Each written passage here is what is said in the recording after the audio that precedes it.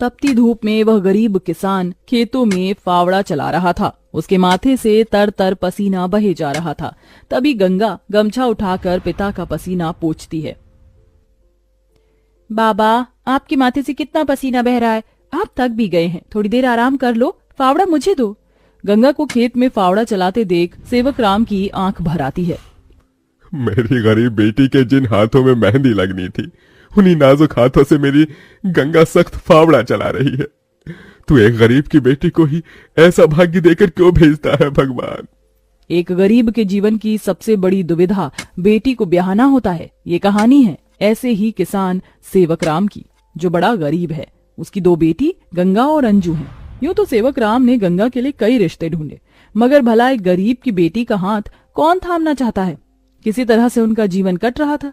सेवक राम, उसकी बूढ़ी पत्नी जानकी और दोनों बेटी सारा दिन तपती धूप में खेत में काम करते रहे। शाम को खेत का मालिक ब्रिज वहां आया। अरे ओ सेवक राम, सारा खेत जोत दिया? जी ब्रिज बाबू, खेत भी जोत दिया और बीज भी बो दिया। ये ले, तेरे परिवार की आज की दिहाड़ी 250 रुपए। ये क्या मालिक, आप पैसे तो कम दे रहे हैं। पहले मेरी अकेले की दिहाड़ी आप मुझे 200 रुपए देते थे, फिर घटाकर 100 रुपए कर दिया और फिर सीधे 70 रुपए कर दिया, और उसमें भी पूरे पैसे नहीं दे रहे हैं। मैं, मेरी दोनों बेटी और पत्नी को मिलाकर हम कुल 4 जन आज खेत में दिन भर जर मर कर खटे हैं। अरे 30 रुपए ही तो कम है, उसमें क्या तू खरीद लेगा है? एक एक रुपया भी मेहनत से कमाना पड़ता है मालिक। फिर ब्रिज बाकी के 30 रुपए भी सेवक राम को दे देता है, जिसके बाद वह अपनी मढ़ई में आ जाते हैं और गंगा सबको खाना बनाकर खिलाती है और एक फटे गुदरी पर पूरा परिवार जमीन पर लेट जाता है। मगर एक पिता होते हुए सेवक राम चिंता में सो भी नहीं पाता। वह रात भर आंसुओं से बिछौना भिगोता है। अजी, आप अभी तक जाग रहे हैं? जिसके घर में जवान बेटी ब्याहने को हो, वो कैसे सोई? जाने मेरी गरीब बेटी के भाग्य में क्या लिखा है। भगवान ने सभी के घर आंगन में भाग्य जाग रहे हैं, मगर मेरी मढ़ई के आंगन में मंडप कब बनेगा? अजी, तुम चिंता मत करो, भगवान ने कहीं न कहीं जोड़ी बनाई होगी। सेवक राम का यही दुख कम न था। अभी तो और भी कठिनाई आने को थी। अगले दिन जब चारों खेत में पहुंचे कि तभी, क्यों रे सेवक, कल तू 30 रुपए के लिए पाठ पढ़ा रहा था, अब क्या करेगा? क्योंकि ये सारी की सारी जमीन तो पृथ्वीराज जी ने खरीद ली। तभी अंजू ने गंगा से कहा, दीदी, अब हम क्या खाएंगे? खेत बोकर ही तो थोड़े बहुत पैसे मिलते थे। सेवक राम अपने परिवार को लेकर लौट आया। वह दिन रात चिंता में गलने लगा। ऐसे घर कैसे चलेगा प्रभु? कैसे होगी गंगा की शादी? और शादी नहीं हुई तो लोग मेरी गंगा को जाने क्या क्या नाम देंगे, क्या क्या ठहराएंगे जानकी। मैं काम ढूंढने जा रहा हूँ। बाबा, मैं भी आपके संग चलूंगी। दोनों काम ढूंढते एक बड़े से मिल में आए, जहां शिव नाम का एक नौजवान गरीब मजदूर भी काम कर रहा था। जहां मजदूर राशन की बोरी भरी मालगाड़ी खींच रहे। सेवक राम ने काम मांगा, दोनों को काम मिल गया। गंगा अपने पिता की बराबरी में काम करती। तपती धूप से अक्सर उसके पांव और हाथ में मालगाड़ी खींचने से छाले से पड़ जाते, तो वहीं घर आकर वह अपनी माँ का हाथ बटाती।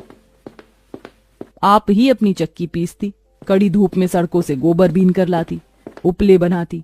एक दिन मालगाड़ी खींचते वक्त शिव उसकी मदद करता है। काका, क्या मैं आप दोनों के साथ खाना खा सकता हूँ? बड़ी भूख लगी है और मैं खाना भी नहीं लाया। हाँ बेटा, आओ ना। ये कहते हुए गरीब गंगा अपने प्याज और रोटी में से उसे भी देती है और हिचक से भरकर कहती है, माफ कीजिएगा, आपको खिलाने के लिए हमारे पास कोई पूरी पकवान तो नहीं है, जो है यही खा लीजिए। शिव वह रूखा सूखा भी हंसकर खाने लगा। अब अक्सर शिव उनकी मदद कर देता। उसकी अच्छाई गंगा के मन को भाने लगी और एक दिन शिव ने कहा, काका, अगर आप मुझे इस काबिल समझे तो मैं आपकी बेटी का हाथ थामना चाहता हूँ। बेटा, मेरी गरीब बेटी को तुम जैसा मेहनती जीवन साथी मिलेगा। मुझे तुम पसंद हो बेटा। गरीब सेवक राम की दिली इच्छा तो थी कि गंगा को बड़ा और अच्छा घर द्वार मिले, मगर उसके मन में शिव को लेकर भी एक संतोष था। मगर सेवक राम ने जो कभी सोचा भी नहीं था, अगले दिन वो हुआ। कई बड़ी गाड़ियां लाइन से उसके चौखट पर आईं और शगुन से भरी थालियों के साथ शिव अपने परिवार के संग उनके घर आया। उनके महंगे कपड़े लत्ते देख एकदम महलों में रहने वालों से थे। शिव के संग उसके माता पिता पृथ्वीराज, वसुंधरा और बहन योगिता थी।